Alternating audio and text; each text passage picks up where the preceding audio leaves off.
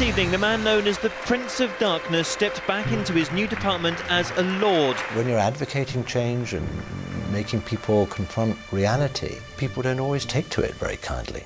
They don't like it, and they don't always like the person it's coming from.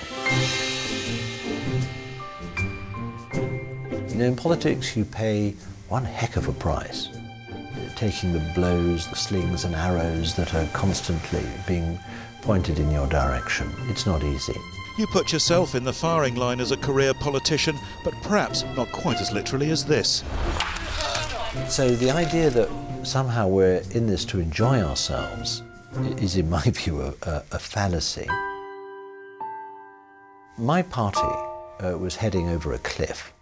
Now, in those circumstances, I could do one of two things. I could either go with the crowd, or I could try and make a difference. And I did the latter. And I was at the sharp end of change in my party. I didn't sit on a fence. I didn't wait for others to make the argument. Do I wish that along that path I had made fewer enemies? Of course I do.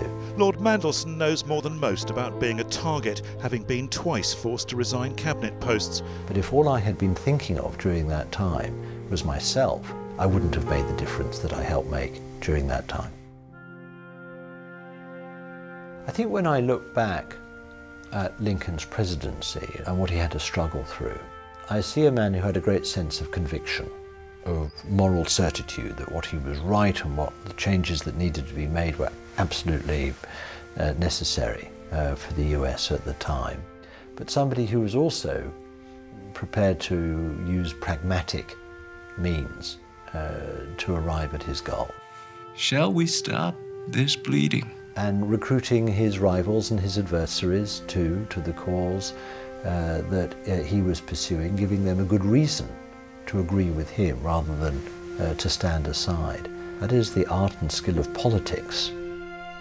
Clear goals, strong conviction, but pragmatic and realistic in how you would achieve your ends.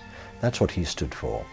And finally, he won. We are in the fight of our lives, and yes, we do start that fight as underdogs. But conference, let me say this.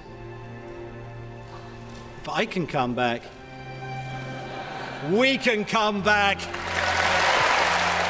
It's up to you to persuade people. You have to make the consensus. You have to show the leadership. You have to make the stand. And if you do it convincingly enough, enough people are likely to follow you.